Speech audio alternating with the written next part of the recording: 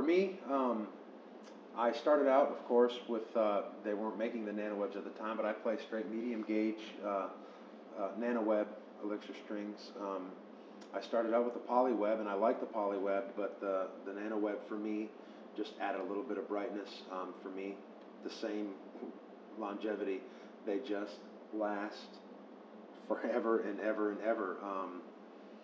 The strings, with this, for this guitar especially too, I don't believe all strings necessarily, the same type of string sounds the best on all instruments.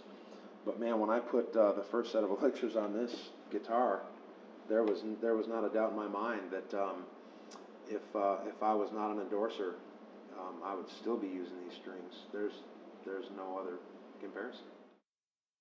Well, I remember the first strings that I received. I was at the Telluride Music Festival in Telluride, Colorado, and there was Elixir up there apparently who had spread some strings backstage. I'm a musician. I saw free strings. I took a couple packs. I put them in my guitar case, and kind of forgot about them. Really, they were in there for a very long time before I had found myself at a session. I was at a studio and I was getting ready to record guitar, and I forgot my gig bag. I didn't have my little, I have a little bag that has clippers and strings and miscellaneous stuff. Well, the only thing I had was that set of Elixirs, so I told the guy who I was recording for that I was going to try a different set of strings. I said, if we don't like them, I'll go home and get my stuff, and we'll be fine. And I put them on, and the first note I hit in the microphone, he pressed the button. He said yes, and at that time I had no idea how clean they were going to sound. I mean, not only with your left hand sliding up and down and having less noise than any of the other strings, but the pick. How much of a difference it made with the pick sliding off of the string. It just didn't grab at all, and it freed up my right and my left hand. There was no doubt after that first day I was an Elixir man. For me, it gives me confidence in knowing that even if I find myself, in a last-minute situation, the strings are always going to sound good. I have never, the only time I ever find myself changing them at all is out of fear of breaking them.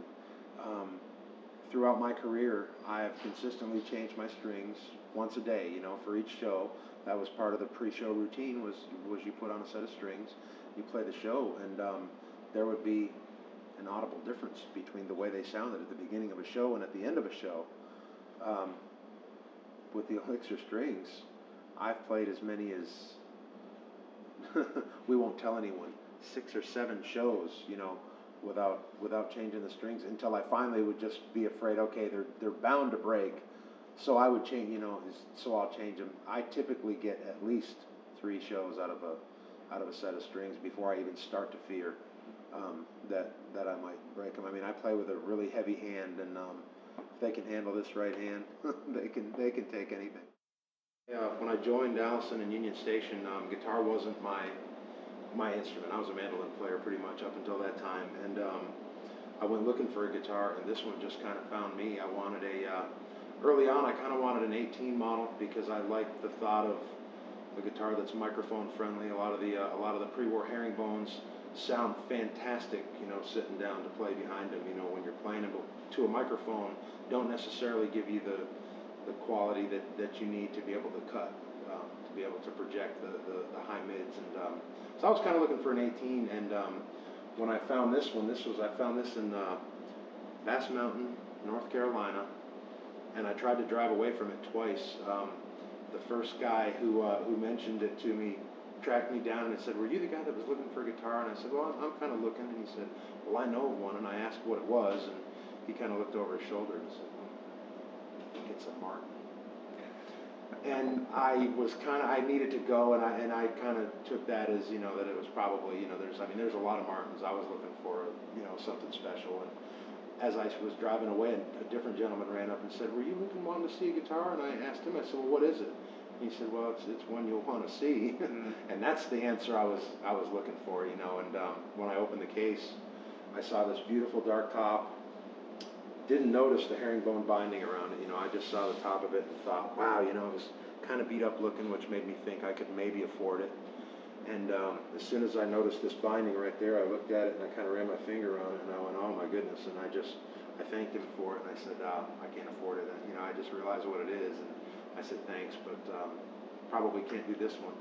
And as it turned out, I went to my friendly banker, and he was able to fix me up. So I paid on it for a few years, but this is my first guitar, and man, if there was only one left on the planet, this would be the one. This is my baby. I don't know what the connection is. I mean, first of all, it's rare in that, well, in '46, firstly they didn't scallop the braces, so they tended to have a little brighter sound, a little less of that woofy, herringbone sound that I mentioned. Now, someone has gone since then and scalloped these braces. The braces in this guitar actually tapered and scalloped. Now, I think you could probably do that to 1,000 other guitars, and never have this exact guitar. They're individuals.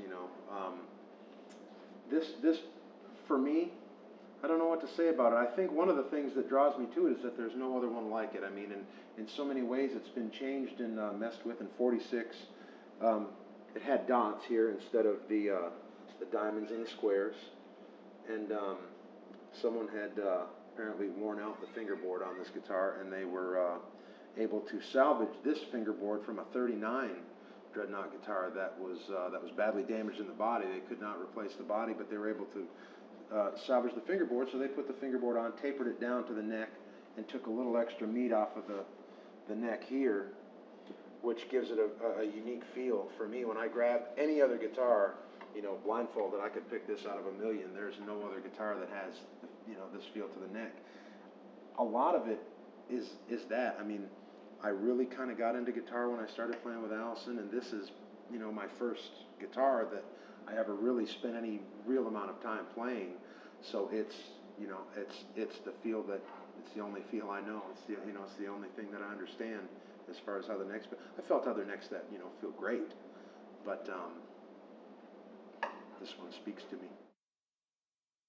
Well, for me, this past June, we released my second solo project entitled Wheels. It's out on Rounder Records. Comprised mostly of original music, some for myself, other bandmates, other writers that I know, and it was a long time coming. I think it's been about 8 years since the last solo project, and I think it was just somewhere I guess I was waiting for this combination of people: Adam Steffi, Ron Stewart, Barry Bales, Justin Moses, the guys that I'm out traveling with in the Dan Tyminski band.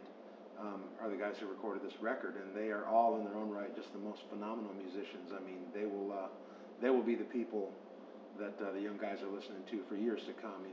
They're just fundamentally amazing musicians, and when we got together, it really felt special. It made me excited about recording for the first time in a while.